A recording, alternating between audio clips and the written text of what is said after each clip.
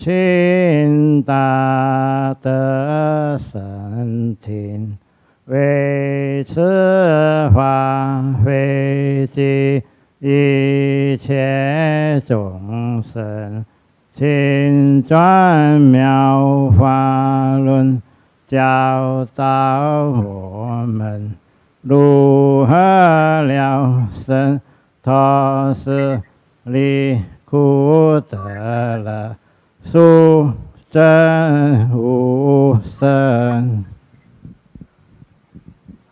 Will the Sangha weekly virtue out of compassion for the sake of this assembly and all living beings, present the wonderful Dharma will to teach us how to live suffering and attain bliss and end birth and death, and quickly realize none but.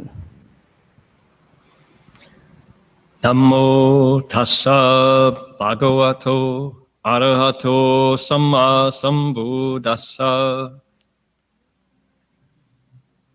Bhagavato, can't hear you. Samma sambuddhassa. Homage to the blessed, noble, and perfectly enlightened one.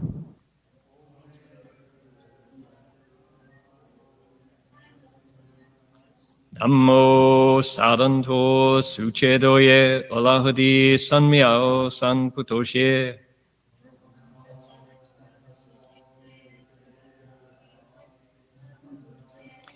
Wu shang shen shen wei miao fa, bai qian wan jie nan zao yu. Wo jin jian wen de shou chi, yuan jie ru lai zhen shi yi. Supreme and wondrous Dharma, subtle and profound, rarely is encountered, even in billions of eons. But now we see and hear it and accept it reverently. May we truly understand the Buddha's actual meaning. Venerable Master, Dharma friends, good evening. Welcome to our Sutra lecture. Shifu Shangren, Gowei Shishong Dajia Omitofo. Good evening. My name is Heng Sure. I'm sitting in the Gold Coast of Queensland, here in southeastern Queensland, Australia. And we're going to be looking into the Flower Garland Sutra. This is our text that we're studying, the Avatamsaka Huayan. And you're welcome. Great. Pangjiao. All done. We're good. And tonight's lecture is what? Tonight's lecture is one of those places in the Flower Garland Sutra where we have to get through 10 numbers, 10 varieties of things. That's a lot. I think, so we need to move on through the sutra, and I will be faithful in accounting for each of those 10 things, but it is repetitious. It's being what? Thorough. It's really thorough. That's one of the qualities of the sutra, is there 10 of this and 10 of that. And it's called the teaching of totality. But is it really interesting? If you experienced what it's talking about, yeah, this is priceless. If you're a beginner in the Dharma, it seems to be kind of repetitious without a lot of flavor. Hang in there. Don't quit. It's moving towards something that is incredibly interesting and exciting. So do hang in. And today it's going to be a little bit, I guess you call it workmanlike. You have to do every line and keep your eyes on the horizon, keep your eyes on the prize, because it's coming up afterwards. There's a sweet reward after you eat the potatoes and green beans and Brussels sprouts. So you got to eat the Brussels sprouts, then you get the chocolate cake at the end. Okay, so that's where we are. To begin, Cliff, how are you going to translate all that into Chinese? That's really American slang. Good luck. We are translating not only from Gold Coast, Queensland into Berkeley, California, we're also translating into Mandarin to China, right over the Great Firewall. So we appreciate everybody, all the volunteers who make this lecture possible. We're using intense levels of technology to make it happen. And to my mind, this is it's the way I like to spend my life. If I had to choose anything in the whole world I wanted to do, to look into wisdom and to look at the words that have been in the world for 2,500 years in multiple foreign languages and figure out how to put them into contemporary English, that's fun. I can't think of anything better to do on my Saturday evening or here down under my Sunday afternoon. We're going to invoke the spirit of the sutra using music.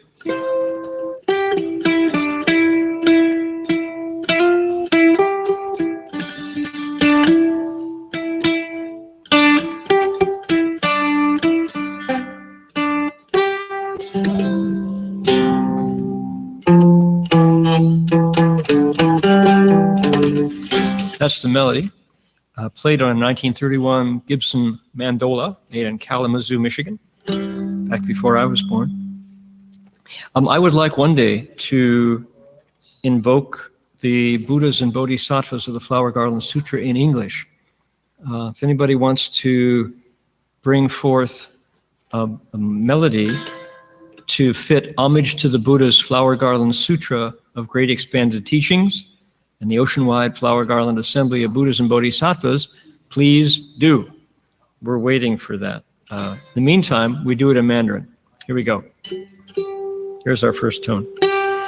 Namo Da Fang Guang Ho Hua Yin Ji Hua Yin Hai Hui O Pu Sa Namo Da Fang Guang Ho Hua Yin Ji Hua Yin Hai Hui O Pu Sa Namo Da Fang Guang Ho Hua Yin Ji Hua Yin Hai Hui O Pu Sa Namo Da Fang Guang Ho Hua Yin Ji Hua Yin Hai O Pu Sa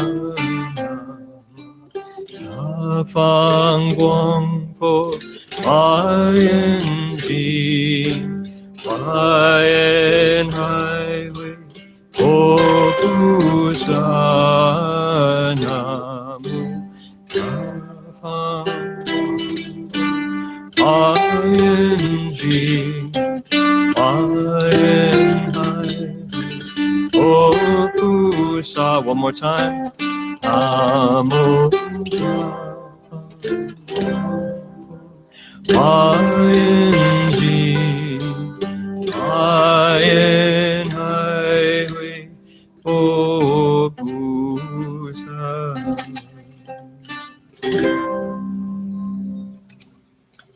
All right. So that's our invocation. Master Hua would say, they're just waiting for people to, with a heart of sincerity, invite them to come to bless you in empty space invisibly. And in his eyes, as I watched him present these ideas, they were completely real and there. When the Flower Garland Assembly arrived, things were different. I didn't see anything. I felt different, felt somehow cleaner, lighter, more receptive, you could say, softer in a way, not as cynical and snarky as I felt in the 70s in America. And then when the sutra was over, there was distinctly a sense of something renewed, something fresh, that my tight knots of ideas were much more flowing and lucid. And my negativity was pretty much wiped away. And a sense of optimism and joy and potential was on all sides. So, and of course, I'm a monk, I'm a sky pilot. What do you expect, right? I always talk in those kind of terms. Back then I wasn't. I was a grad student. I drove my Volvo across the Bay Bridge down into the Mission District and in the dark, in the evening, to listen to Master Hua explain a Buddhist sutra. And I didn't know if I should run to Canada to escape the possibility of going to Vietnam and dying for an illegal, immoral war. That was an option, not an attractive one, that's why I didn't do it. But those are the realities of the time. And sitting in this converted mattress factory in the Mission District, this Hispanic ghetto in San Francisco, having Master Hua put his palms together and read the Chinese of the text, and then explain it with a smile, and then look to the right, whoever was translating. Sometimes it was me, and he would say, help me translate into English. And then he would put his palms together and do, we didn't quite know what, but Shifu would be cultivating. And you'd watch him, and he was there, but it's as if empty space was there too. And then he'd go, and then he would go back into the text and do another portion. And we would be there having recorded what he said, run the tape back, Sony reel-to-reel tape recorder. Press the tape, Shifu's voice would come out again, we would translate a piece of it. And of course our Chinese was in its early stages, so that was a challenge. Our knowledge of Dharma was really pedestrian and young, but we did it all the same. And with that feeling of Namo Da Fang Guang Fo Hua Yan Jing, something had changed. And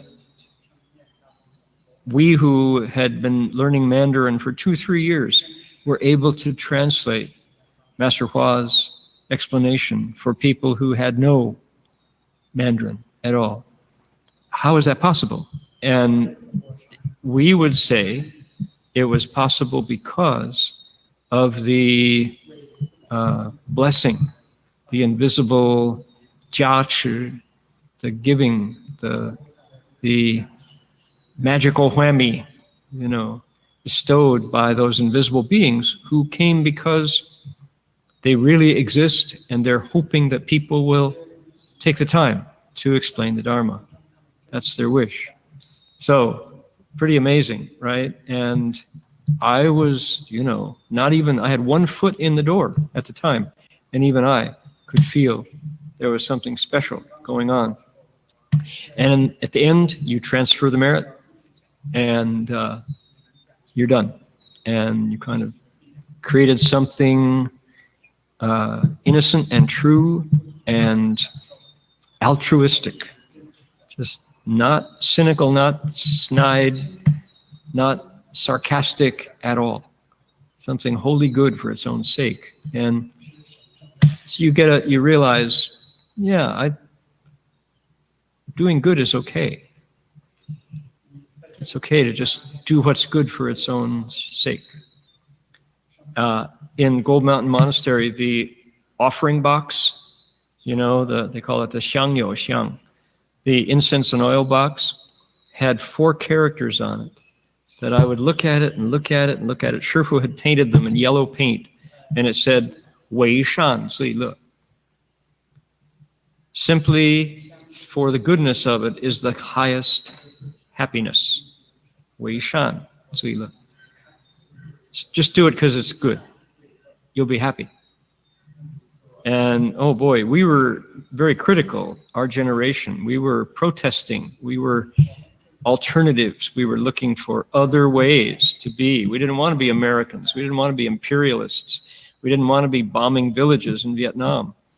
And yet, somehow Master Hua could reach in and ignite the goodness in our hearts. And my mother, bless her heart, good Methodist churchwoman, she was about as far away from a Manchurian Buddhist monk as you could possibly get. She was a Southern Belle from Kansas City, Missouri. And she saw Master Hua and at first was very resistant because he had stolen her son, right? But once she actually spoke to him, the first time she actually spoke to him, she completely turned around. And she said to me, I think I know why you follow your teacher. He has wisdom, she said, a word that was not in her vocabulary. And she was taken by his quality as a human being. And then she stayed his friend and fan the rest of her life. And I often heard her say, she would say to her friends, she said it in speeches, she said it in essays. Remember, I've been a monk for 43 years now, so we're talking decades of time. My mother said, Master Hua gave a generation of young people who were lost in San Francisco hope during a very dark time.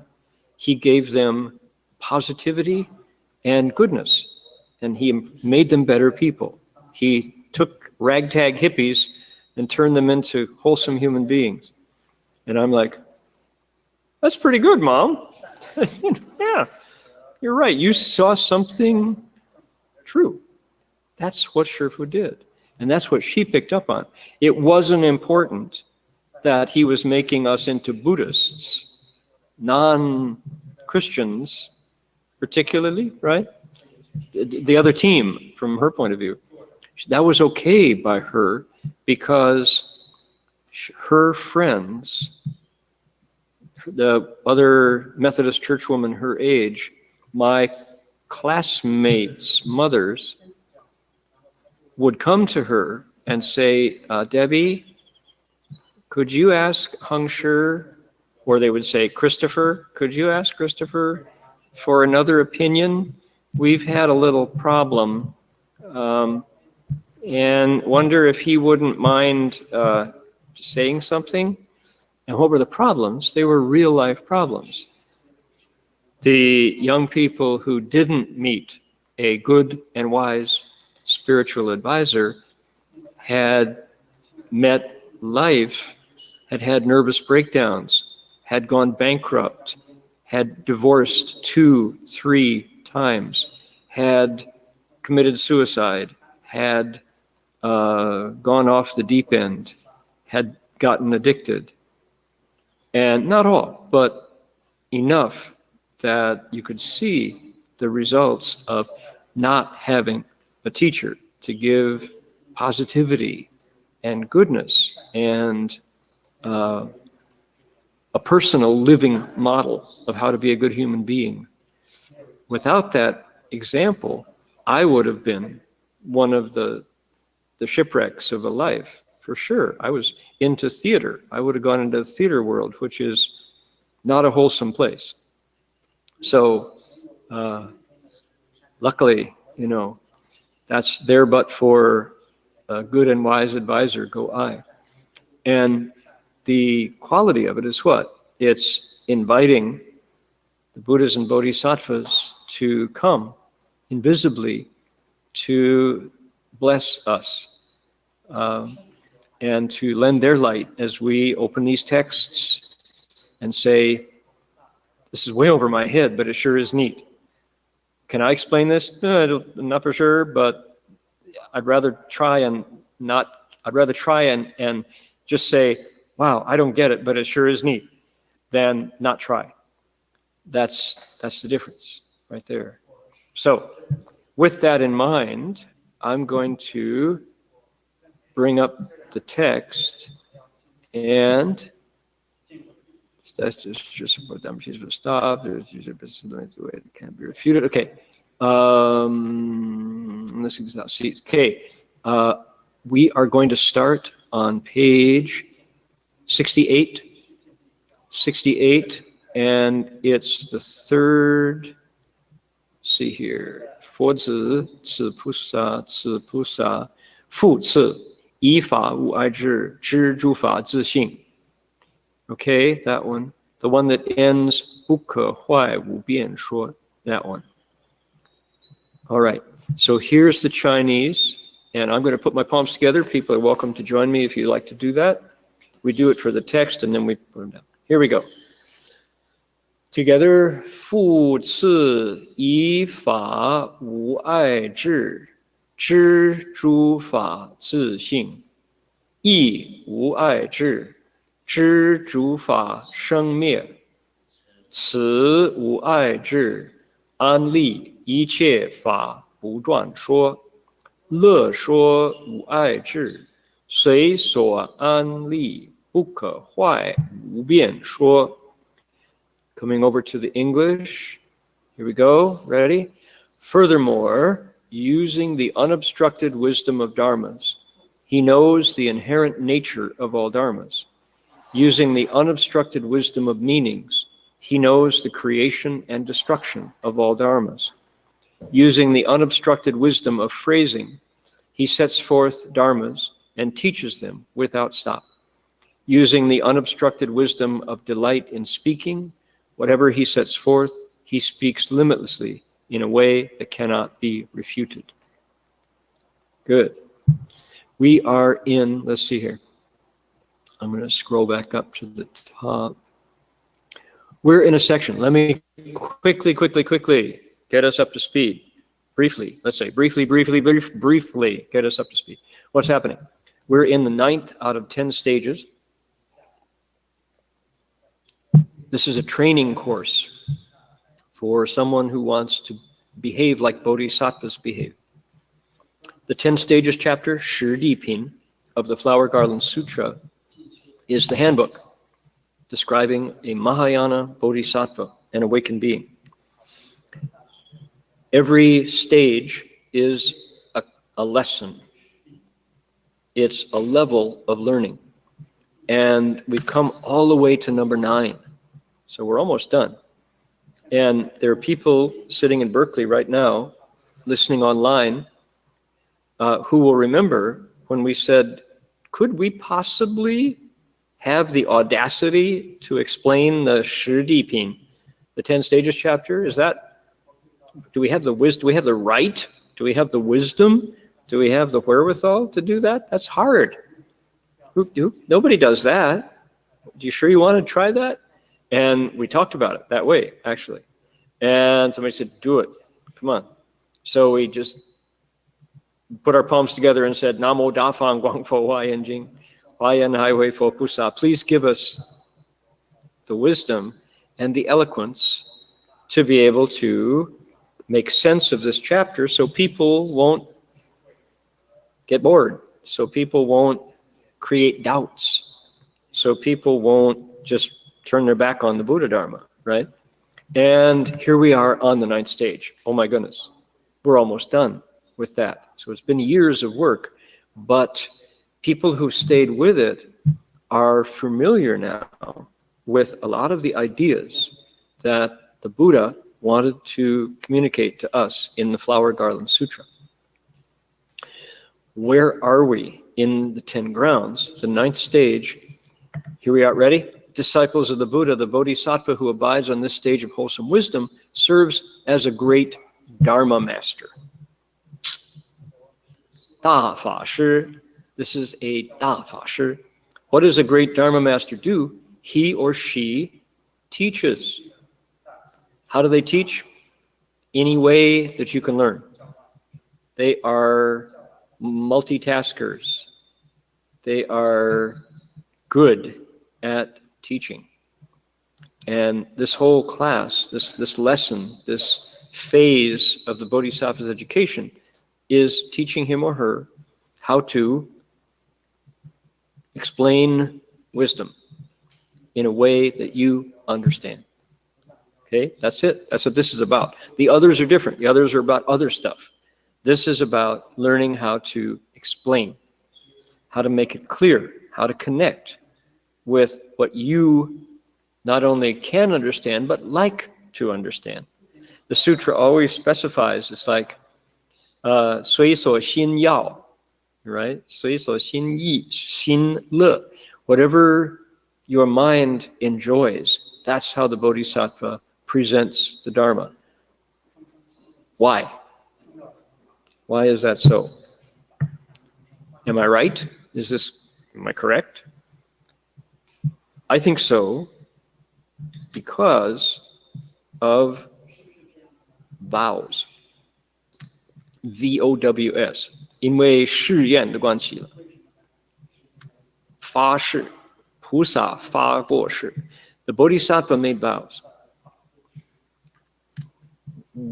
How did it work? He or she was a meditator.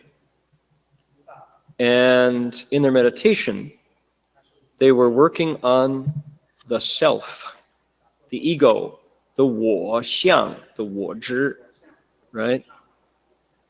What do we call it? The ego, after Freud.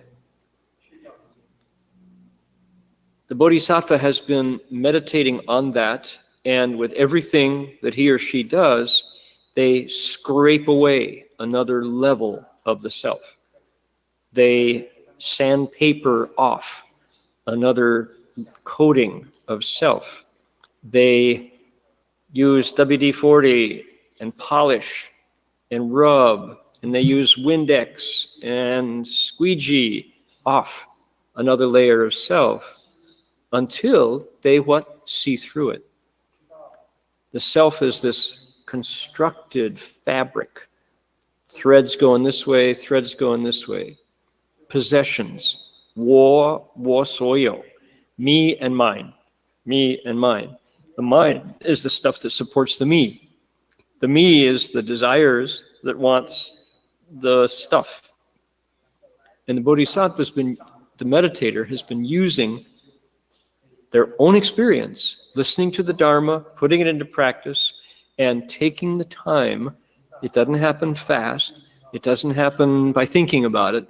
It happens by using your time to do this practice of meditation based on wholesome character, 戒定慧, 勤修戒定慧, 熄灭贪嗔痴, vigorously, diligently cultivate precepts, your virtue, your inner self, samadhi, focus, concentration, and wisdom's insights.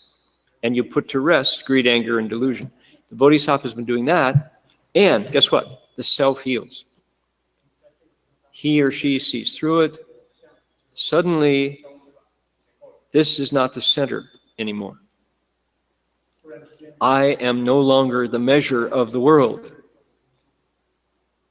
And you know what that feels like? I don't. I wish I did. If you can say you do, congratulations, you've been working hard. But I suspect it feels like liberation. I suspect it feels like freedom. Because the self is a huge prison cell.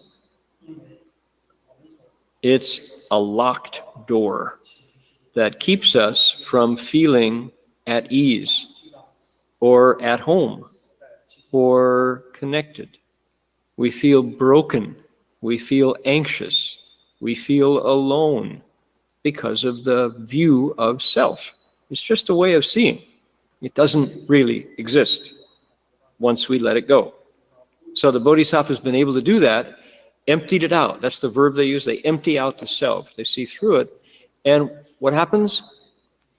They see that they're connected to everybody. And furthermore, everybody else is also laboring under the burden of this delusion of the self. Everybody else has this burden on their backs of me and mine, or us and ours, right? So the Bodhisattva says, I want to help them wake up. I vow to help them wake up. Living beings are infinite in number. Even so, I vow to save them, every one. I'm going to do it. I can. Because why? The truth is the self is an illusory self. It's a constructed self. We're going to deconstruct it for everybody, and we'll all wake up. And I will become a Buddha that way. Okay? Now, 5 minutes ago, I launched into why this Bodhisattva's vows keep him or her on this training course. That's why. Because he's already awake to the emptiness of the self, and he wants others to wake up because he feels connected to them, she feels connected to them, and she doesn't want them to hurt so much anymore. So that's why. Okay? That's the answer. Dun, da, da, dun, dun, da, da, da. Are we done? Can we go home now? Okay. The Bodhisattva constantly uses, let's see, I was counting. Okay, there's one. Well, there are the four. Okay, he names them. I'm on page 69, and he names the first one. 4 kinds of eloquence, called unobstructed wisdom. Eloquence, not elephants. We're not talking about unobstructed elephants, okay? I want to be clear on that. Pachyderms, no. Dumbo, the flying eloquence, no. Elephant, no, it's not that. It's eloquence. What is eloquence? The ability to speak. The ability to use speech. Yeah, that's what this is. That's where we are. The great Dharma master, the Da Fa Shi, can really, really talk skillfully. So here they are, 4 types of unobstructed eloquence. He uses them to guard and protect the Tathagata's storehouse of Dharma, the Buddha's teaching. So, 4 kinds of unobstructed wisdom. What are they? Dharmas, meanings, phrases, joy in speech. Those are the 4. Okay. There's 1, there's 2, there's 3, scrolling down, page 71. There's 4, there's 5, expediently, there's 6, unified attributes, there's 7, okay, 1 vehicle, there's 8 furthermore, bodhisattvas, there's 9 and 10. Okay, there are 10 of them. We're on the way through them. So we got to take every step. We did, okay, 不可坏无辩说. Furthermore, using the unobstructed wisdom of dharmas, he knows the inherent nature of all dharmas. What does it mean? This bodhisattva looks at stuff, he knows what it is at the root. He looks at the leaves, he can see the root. He looks at the root, he understands the leaves that will come from it. What is that? Wisdom. Okay? What is wisdom? Wisdom is being able to go past the surface in every situation.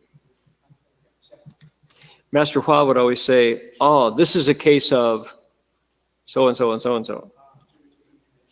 And he would be explaining the principle after something happened, right? And you'd go, oh, that's a case of so-and-so and so-and-so. I never saw that before. Okay, right? The nature of all dharmas. Using the unobstructed wisdom of meanings, he knows the creation and destruction of all dharmas. This bodhisattva can see the silence between sounds.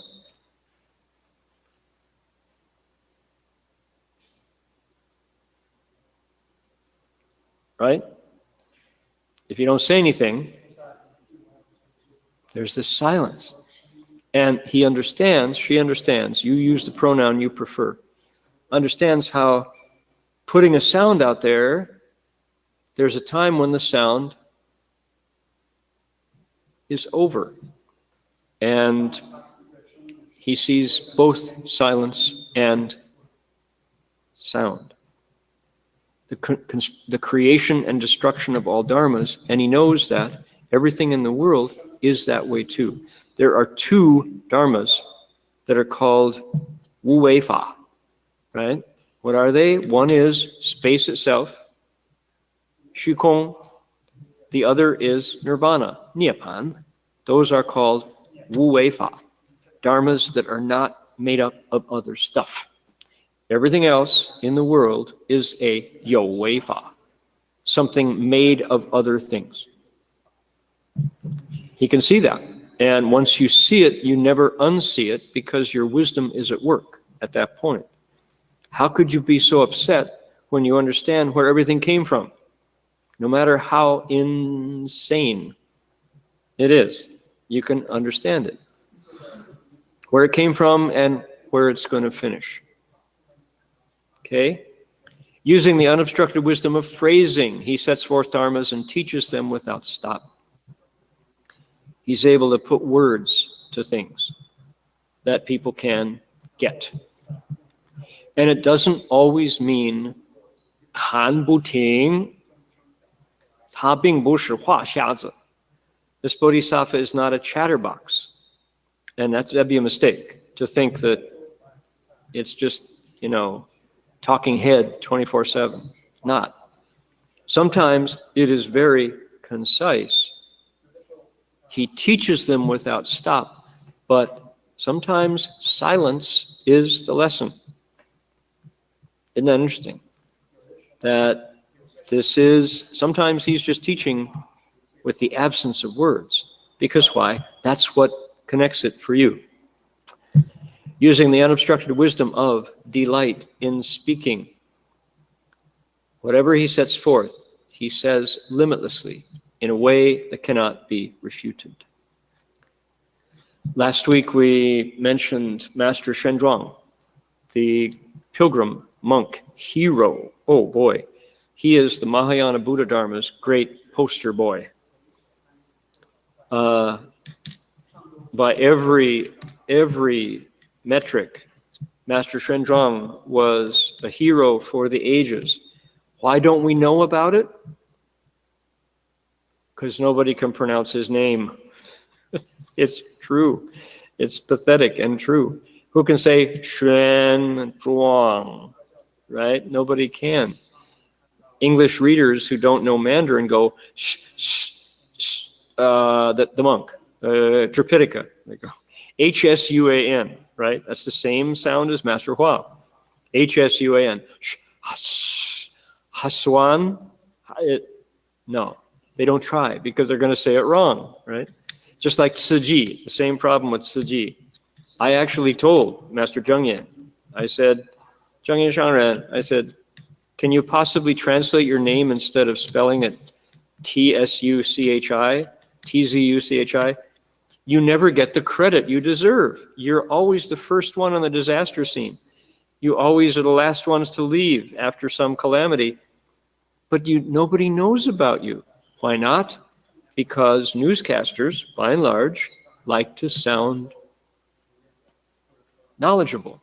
And nobody can pronounce Tzuchi, Tzuchi, Gesundheit, right? Tzuchi, Tzuchi, right? That's because Tzu, that's not a sound, right? Tzu, no. You can't say tzu in English. We don't have those consonants. It's the end. Beats, right? So people don't. What do they say? Oh, the Red Cross was there, and the Red Crescent, and the Buddhists. So nobody knows about Siji. Isn't that funny? Xuanzang is the same. Master Xuanzang, what about him? He spoke limitlessly in a way that could not be refuted, and he became the debate champion of all of India, recognized by the kings of India as the undisputed champ. And I told a story last week, the beautiful story of they awarded him an elephant. The bonus, what do you call it? The door prize, right? The victory prize, the award for becoming the debate champ of India was you could have your opponent's heads cut off and presented to you if you chose to. Thanks a lot. Master Xuanzang, being a Buddhist monk, said, no thanks. They said, we'll give you an elephant, and all of India will look upon you with awe and glory. And what did he say? He said, no thanks. Here's my precept sash. Put that on the elephant. So he took his precept robe, folded it, put it on the elephant. The elephant walked around the city with the trumpets saying, the All India Debate Champion, the monk from Tang, right? Tang Sung was the winner. He didn't show up, just his precept sash. That is classy, right? Why? He didn't want to rebuild the self, having deconstructed the self. Why put it back on display? In fact, it was his precepts that made the difference. And if people focused on him, their connection to the Dharma would stop with him. He would have been the guru, right? And he's not interested in that. He wants people to find the path that made him that wise. So putting his precept robe on the elephant, more than just a stunt, it's true. He's saying, you admire me? Good. Here's how. Precepts. Set foot on the path. It will take you there if you walk it. Very cool. So that's Master Xuanzang. He could not be refuted, and they couldn't change a word of his thesis, even though it was there. And all the Indian debaters tried, they couldn't. He won. 乐说无碍辩. Eloquence in joy in speaking. Yes, ma'am. Did he debate them in their language? I believe so. They certainly didn't speak Chinese. Yeah, even in Sanskrit. Probably they didn't speak Sanskrit, they read Sanskrit. So the question was, Karina wanted to know, what language were the debaters using? And they were definitely using, was it Telugu? Was it, Marathi? India has many, many languages. So whatever, that was the Tang Dynasty, early Tang Dynasty. Master Xuanzang was a wonderful, amazing monk, and people should know more about him. He is a famous traveler. Everywhere he went, as he crossed from Chang'an to India, all around and back, he recorded where he was. He took astronomical observations, and the government of India used his description of the desert and the mountains as their official mapping charts until the 20th century.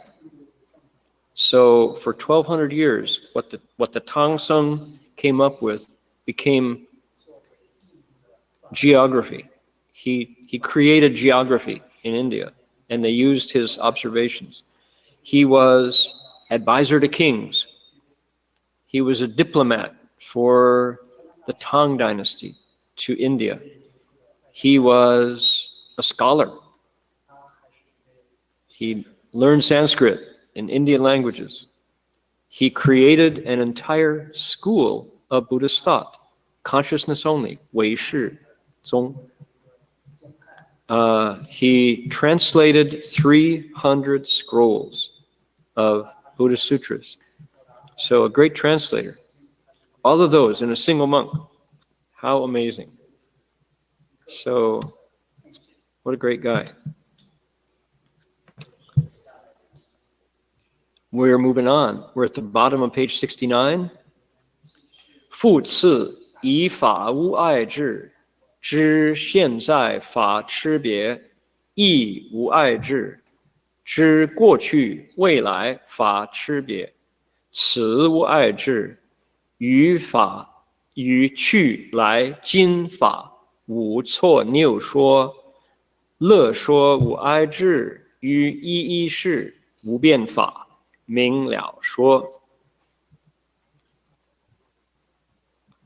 Moreover, using the unobstructed wisdom of dharmas, he knows the differences among present dharmas. Using the unobstructed wisdom of meanings, he knows the differences among past and future dharmas.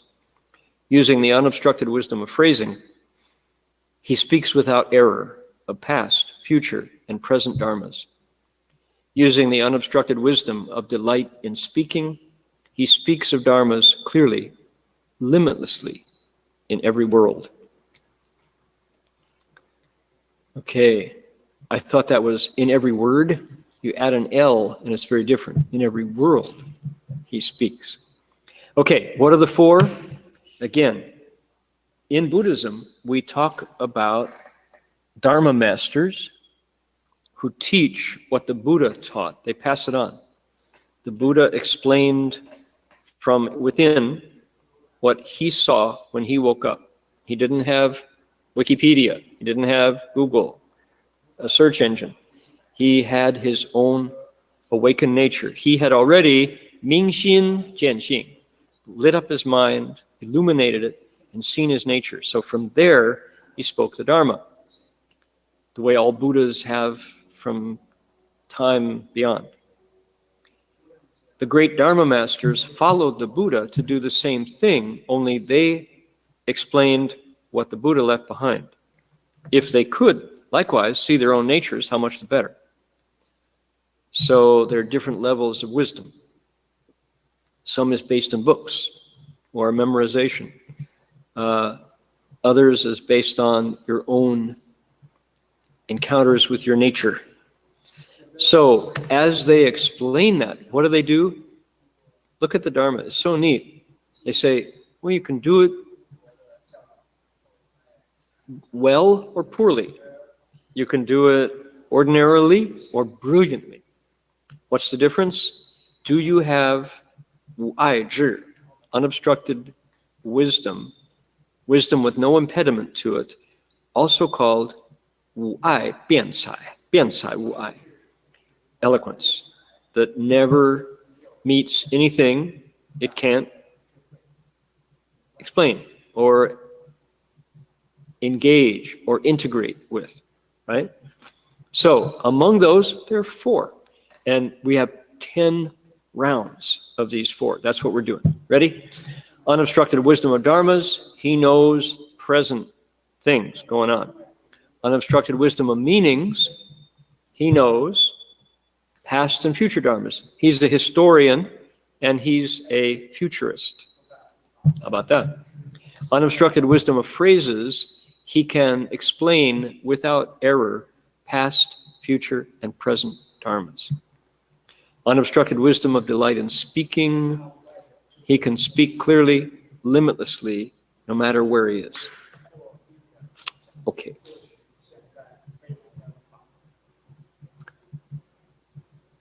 So this engages time, using the four kinds of eloquence to talk about past, present, and future.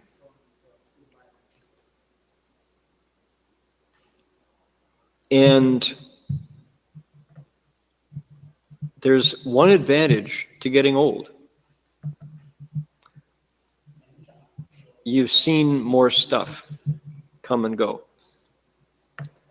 And if you watch, you can see the connections, the way somebody who is young can't, because they didn't see. An example of that is my education with the Franciscan friars. I had the incredible blessing of attending a graduate program at the Graduate Theological Union. This is UC Berkeley Seminary. And there were 9 seminaries gathered together under one roof. And one of them was the Franciscan School of Theology, FST. It sadly doesn't exist anymore. Closed the doors. But in the Franciscan school were wonderful teachers, friars minor, OFM, Order of Friars Minor.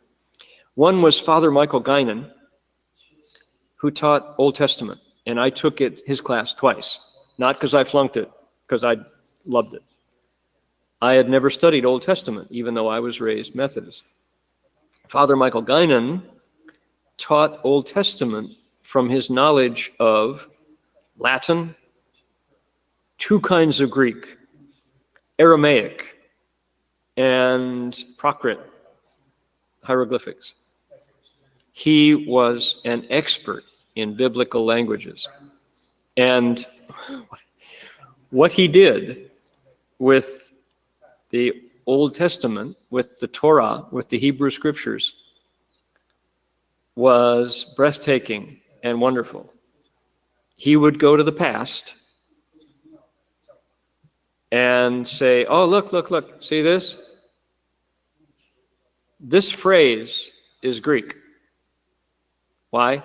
The way they translated that verb, that's a Greek verb. It didn't make it in Latin.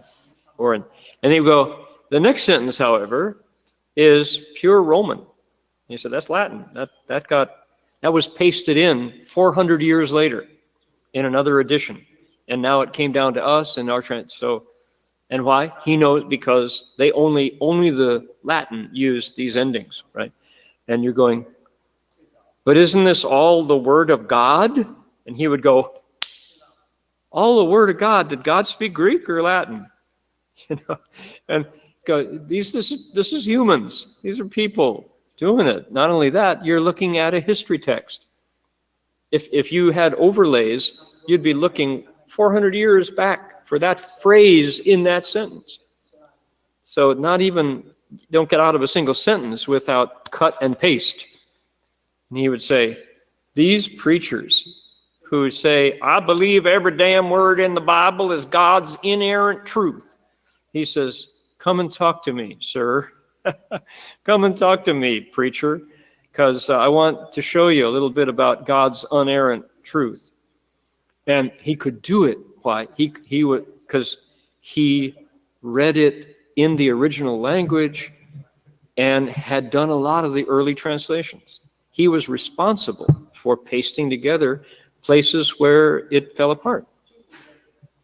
And you can say the Bible is a living document because scholars are still discovering older levels and replacing them. And so that was Father Michael Guinan. He made the past come alive.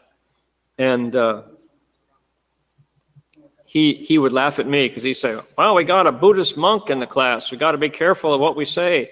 He said, boy, I don't know. There's a lot of blood shed in the Bible. I don't know if that monk's going to be able to take it. You a pacifist, monk?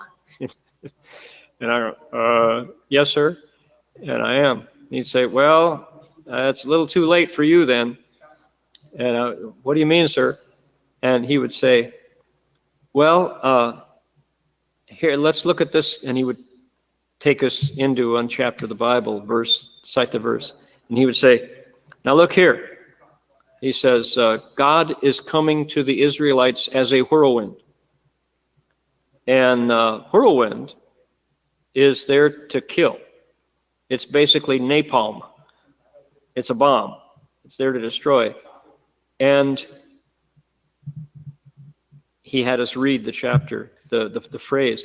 And the whirlwind, 旋风, right? The whirlwind was going through a valley of disbelievers in God and wiping out every man, woman, calf, dog, elder, and child, to punish them for disbelief. And he read the phrase that says, and as it was for the village of Jeroboam, so it was for 61 villages in the valley, wiping out every man, woman, child, leaving not a single one alive. And so Father Guinan says, well, Mr. Monk, he said, so much for interfaith. And the whole class just, is like, how can you say that? And this is the authority.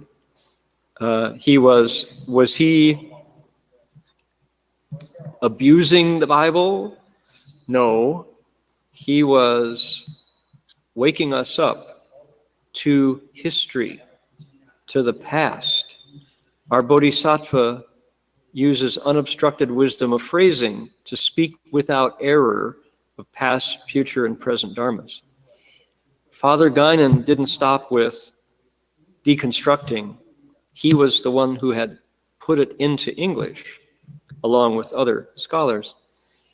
What he wanted to do was to put our faith on solid ground. And of course, the Franciscans loved personal testimony through poverty, right? Their saint is Saint Francis of Assisi. And Saint Francis was a living saint to them. His ability to renounce and to let go and to find the essence, find the logos, find the living word in the heart of the human. That is where God lives, right? So there was a purpose for what he was doing. He wasn't just crotchety and mean, destroying it and then walking away. He wanted to place faith on inner truth, waking people up to the presence of God in a correct understanding of the historical texts around them. And what a delight to be with a scholar of this level of integrity and the tools that he wielded. My goodness, he knew the Bible in multiple layers, right? And could give you stories. He was the storyteller of all time. Then I took another course at the Franciscan school with Father William Short, another friar, Order of Friars Minor. And this course was on saintly animals in Scripture. And he understood the Franciscan tradition better than most. He was the author of the book called The Franciscans, small volume, describing how from St. Francis on, the Franciscan order of friars had gone through all its changes. But in the process, as a huge scholar, Father Short loved the animals that appeared throughout all the different iterations of the life of the church. And he had me research dragons, lions, 四不像, Earth-store bodhisattvas, magical animal, elephants, right? Pushen Pusa. I worked with Samantabhadra's elephant, his many elephants. And so animals in Buddhism, and of course, the fact that we don't eat them was big for me as I explained Buddhism's approach to animals in Scripture. That every living being has the Buddha nature and all can become a Buddha, and you don't want to obstruct them by eating their body. That's not gonna make them a Buddha sooner. That turns your back on your vows. So anyway, the idea of using the past to using eloquence to explain the past and bring the Dharma home, I completely experienced that at the Franciscan school, at the Graduate Theological Union. Sad to say, when I first began at the Graduate Theological, the FST, the Franciscan School of Theology, had 100 applicants. They had a waiting list. They were full, and every year they had men and women who professed, who wanted to go on to become friars. When I left the Graduate Theological Union, there were 10 applicants, and the classrooms were essentially empty. And they have closed their doors since then. So it's religion around the world is under the gun now. It's not a good time to defend, to try to sustain organized religion. That's why Buddha Dharma has to, we have to perfume ourselves with the spirit of the Bodhisattva, who says, I want to teach in ways you understand. We'll do one more here. We're now on page, let's see here, 70. Okay. This is differences. He knows the differences among dharmas. Ready? Here we go. 复次依法无爱智，知法差别；义无爱智，知义差别。慈无爱智，随其言因说；乐说无爱智，随其心要说。Furthermore, using the unobstructed wisdom of dharmas, he knows the differences among dharmas. Using the unobstructed wisdom of meanings, he knows the differences among meanings. Using the unobstructed wisdom of phrasing, he speaks according to beings' vocal sounds. Using the unobstructed wisdom of delight in speaking, he speaks according to what their minds delight in. All right. So, differences and according with. Okay? So, how powerful is that? A couple weeks ago in this lecture, I was talking about, I thought I understood a word of Kookaburra language. And I don't know, people will play that and think, let's bring that guy out of Australia. He's been there too long. There's something wrong with him now. He's talking to the birds. Furthermore, the birds are talking to him. Oh, that's even worse. So, I confess, I heard a sound from another kookaburra that I had heard before from that bird's father. And from the father, the message was, I'm here, I'm hungry, feed me. And I was inside, and I heard that sound, and I went outside, and there on the branch was the Ali Jr., the second generation. And he hadn't been there before. He just flew up, and he said, I'm here. Same sound. My ears are tuned. Okay. So I thought, oh boy, I play penny whistle, the Irish tin whistle. Play with it. I don't really play it in a traditional way. And I thought, oh, terrific. I'm going to go out there and make my whistle sounds, and the birds are going to love it. They're going to come flocking around. They might even land on the whistle, you know, like that picture of Woodstock, you know, the original poster of Woodstock. The guy's got a guitar, and the bird is sitting on top of the guitar. So I thought, this is going to be terrific. I get out there, you know, I play the Rocky Road to Dublin. Da da da da da da da dee dee da da da dee da da da da da da da da da da.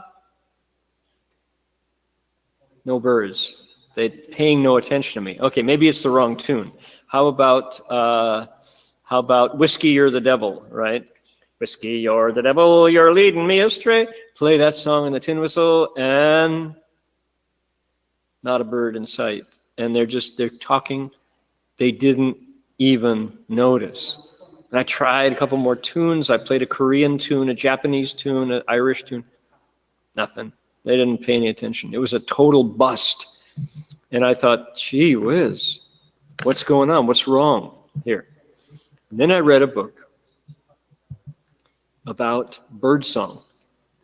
And interestingly, it said that bird songs, they're thinking now, ornithologists think that bird songs began in Australia.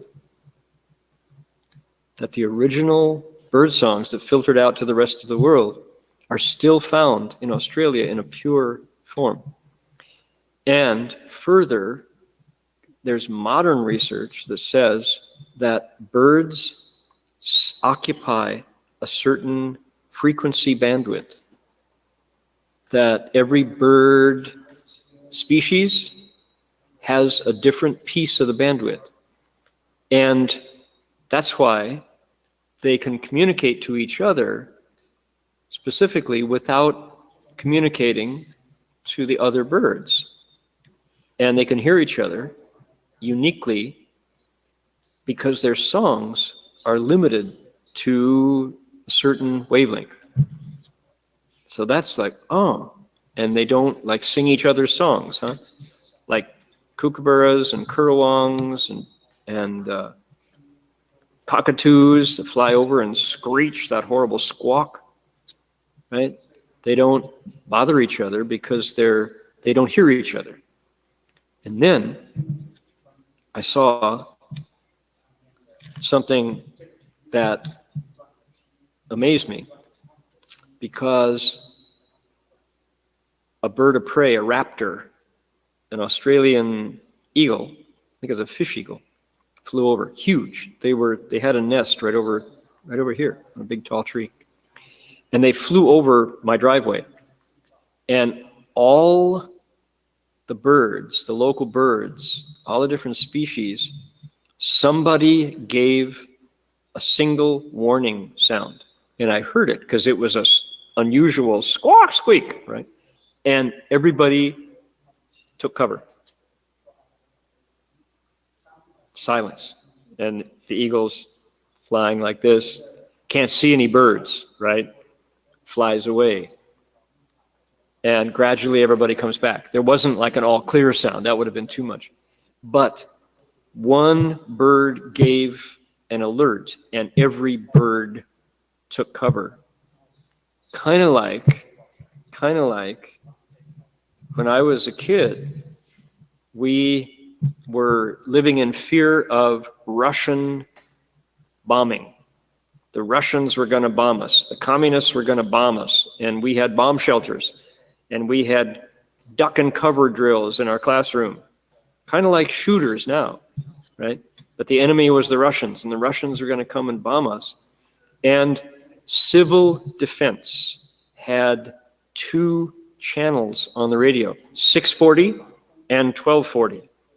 And if the atomic bomb fell on Detroit and all of Toledo and Cleveland and Ontario was going up in a mushroom cloud, if you had a radio, you had to turn to 640 or 1240 on your AM radio dial for instructions what to do next for civil defense. Nobody else could have those bandwidths except the government, who would tell you where safety was, right? 640 and 1240. So I grew up knowing, number one, having an existential fear of Russian communists and bombs that was drilled into my head as a child, and that there were channels on the radio where I could find instructions. Was that bird sound, as the eagle came over, a channel that cut through all the different bird sounds, that every species had a 640 and a 1240 that they could turn to in times of trouble, and if the alarm went out on those, everybody understood it, and all the birds knew it? They all had a CD training, right? I don't know. But they all understood that one signal, even though ordinarily it seems like they don't talk to each other. So is this all fantasy? Should I leave Australia sooner? Maybe because I'm like tuned to the birds too much. I don't know. They're communicating. And I'm listening. And clearly, they've got something going on. So, here's the sutra. Now, I'm leading up to something, and you'll understand when we get there. In a couple lectures, we're going to be at the peak of the 9th stage, where Bodhisattva, the Dafa, Shi, the great Dharma master, is going to communicate. Now we're just describing what he can do. To be thorough, and we have 10 examples, right? So what's coming up? Oh boy, it's very cool. Okay, gee whiz. We've got some, I wanted to I guess, yeah, I can do this. Hold on one second. I've already done this once today, but I think we can do it again.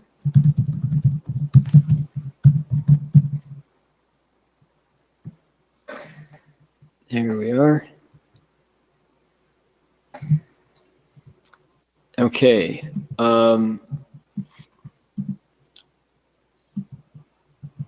Australia and New Zealand have a national holiday that is unique to them. It's called Anzac Day. And it's Australian New Zealand Expeditionary Corps, Auxiliary Corps. And it has to do with World War I.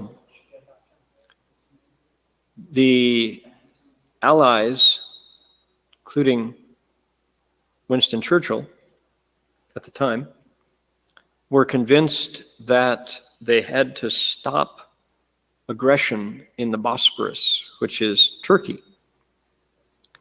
And they called upon the Australians and the Kiwis, the New Zealanders, to travel 8,000 miles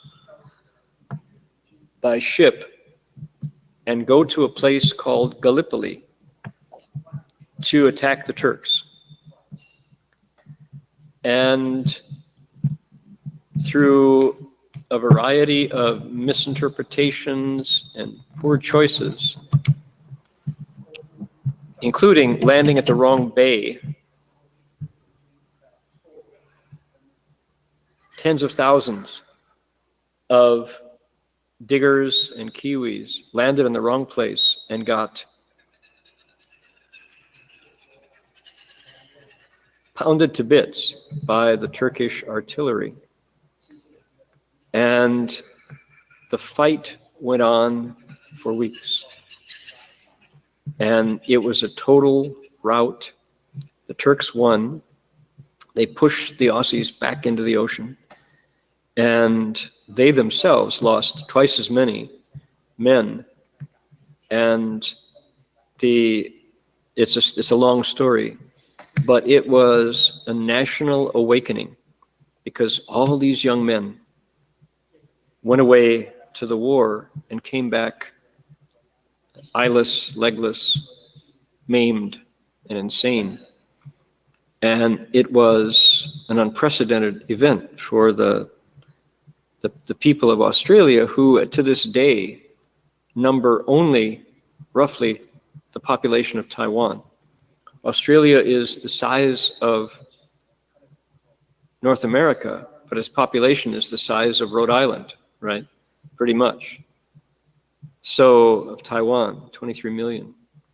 Australia is now at 25 million, but you get the point. And for them to lose so many heroes in such a short time was a terrible shock. And a songwriter named Eric Bogle wrote this unforgettable anti-war song.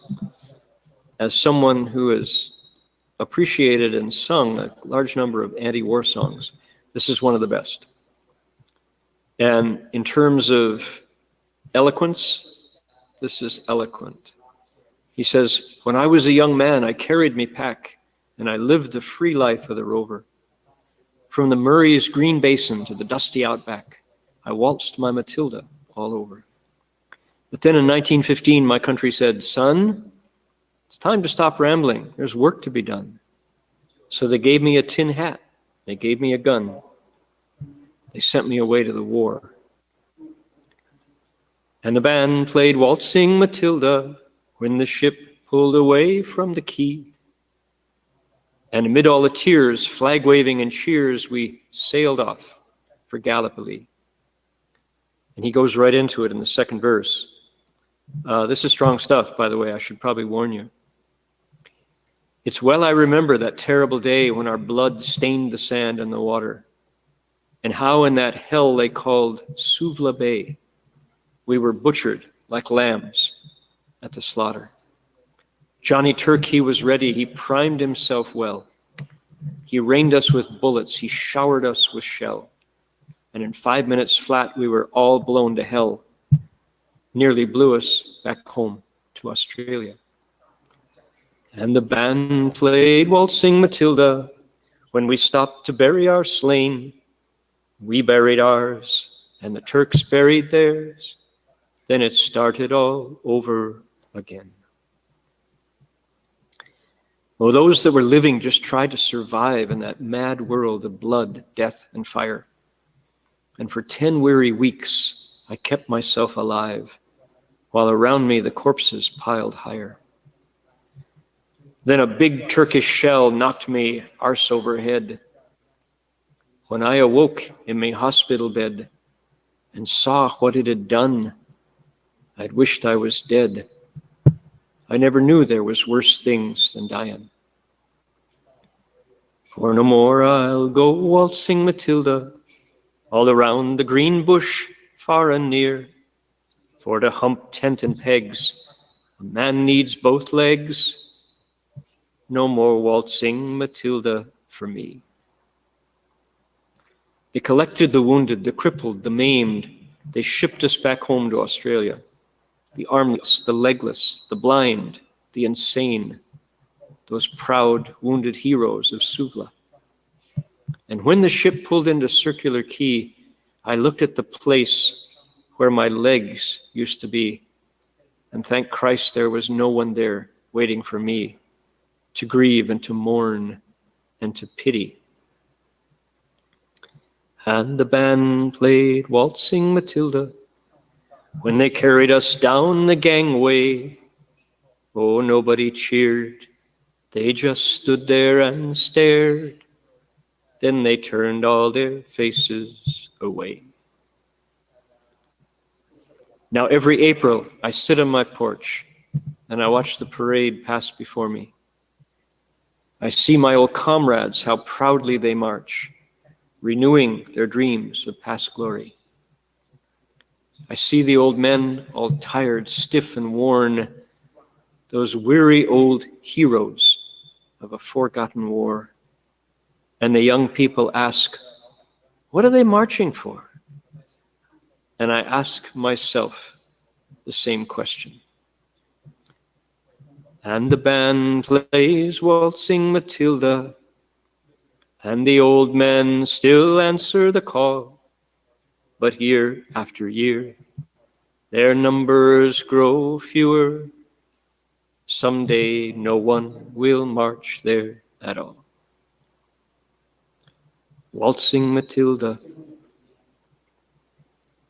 Waltzing Matilda, who'll come a waltzing Matilda with me? And their ghosts may be heard as they march by the billabong. Who'll come a waltzing Matilda with me? So that's Eric Bogle's song for Anzac Day, A-N-Z-A-C. And that's a uniquely Australian, New Zealand holiday. It's coming up in April. It's coming up in a few weeks, few days actually. And that's eloquence. Eric Bogle talking about the past and the present and the future. Chances are we haven't learned a thing.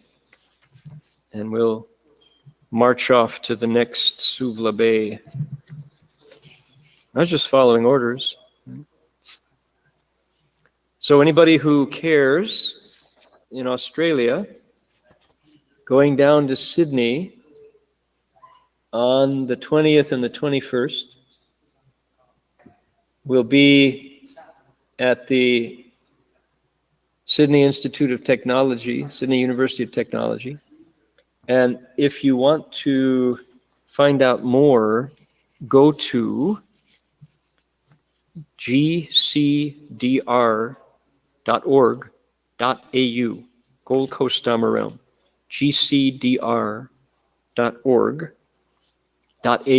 Australia. So that's that's Easter weekend, Saturday the 20th, Sunday the 21st. Anybody you know? Now that if you're in Berkeley, you don't have to fly all the way over. I'll be presenting the same material in Berkeley soon. But one of the interesting things is we've got one of our programs is called Songs of Awakening, Dharma Radio, Australian Buddhist Folk Songs pre-launch. The new CD is still in the making, but we're going to take an afternoon and go through the songs, because my Paramita CD was first launched in Sydney, interestingly enough, in 2008, 2009, and we set up our acts of kindness policy, where if you do a good deed, you get the music for free. So we're going to do the same thing in Sydney this time, even though the CD is not quite ready, still in the process. But it's going to be, we want people to hear the music. So we have a refuges and precepts ceremony here as well. That's on May 12th, a month from now. Okay, Jinwei Shi sitting back there at the back, watching the door. Have you got some announcements for us for Berkeley? So, let me think. Jinwei Shi, do you have anything to announce? Right. So the next, when the bowing session is starting, 10,000 bowing today, right? Tomorrow we have the first day of the 2 weeks of bowing session, 10,000 repentance. Okay. 10,000 Buddha's repentance, bowing. And it's starting tomorrow. And all our programs going as usual. So we have our Wednesday, Stephen Tainer class, Thursday, Community Berkeley Insight, and Friday, Professor Marty Verhoeven giving the lecture about Sixth Patriarch Sutra. And next week will be Xuanzang, right? He will, I think, speak. That's right. Yeah, because I'll be down in Sydney, next week's Saturday night lecture will be Jinchuan and yourself, Jinwei, right? Right. Okay. So announce that to everybody. Next week is the very weekend that I was describing. So I will be in Sydney, and our Avatamsaka Saturday night will be a sutra of the choosing of Jinchuan and Jinwei Shi. So it might be the Avatamsaka, might be another text. Yep. Okay. Any more? So what else? The Jinchuan should mention about this big event, what's going to happen in June 29-30th at UC Berkeley, the Buddhist Global Forum. And then Berkeley Buddhist Monastery is the host partner of this event. And you can find, do we have any information on our website about this, Dharma Master? Do you know? Not yet. Jerry, we need to get that up on the website to let people know. I know that Imi Ui, the Malaysian composer, will be bringing her team over to perform, first time in America. So that'll be something. And we'll give you full information about this it's the 11th Global Buddhist Gathering in Berkeley, California this year. The last 2 days of July. Last 2 days of June, that is. Right. So for now, maybe if someone want to find the website, just you can put the Google Buddhist Global 11 Buddhist Global Forum, and you can find out the website, and it's more information how to get a ticket and so forth, and all the speakers, programs, and so forth. Okay, sounds good. Thanks. Dedication of merit, and I'll see you in 2 weeks. Here we go.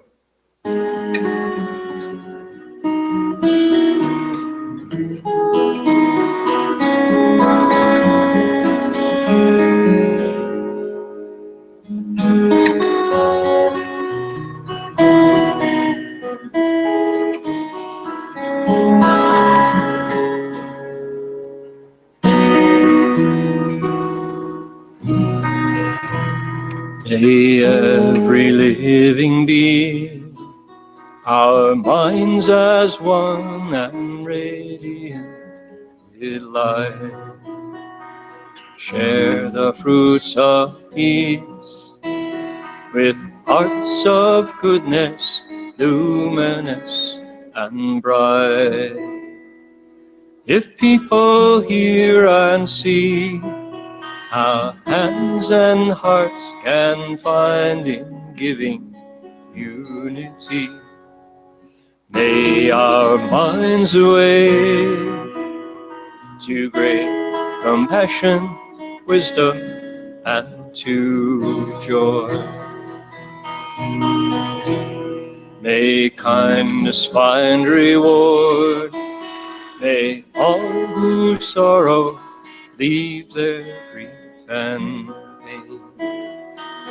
May this boundless light dispel the darkness of their endless night. Because our hearts are one, this world of pain turns into paradise. May all become compassionate and wise.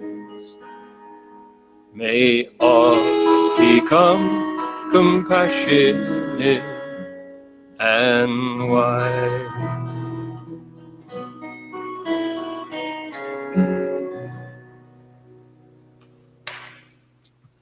See you all in 2 weeks. Om Mito Pho.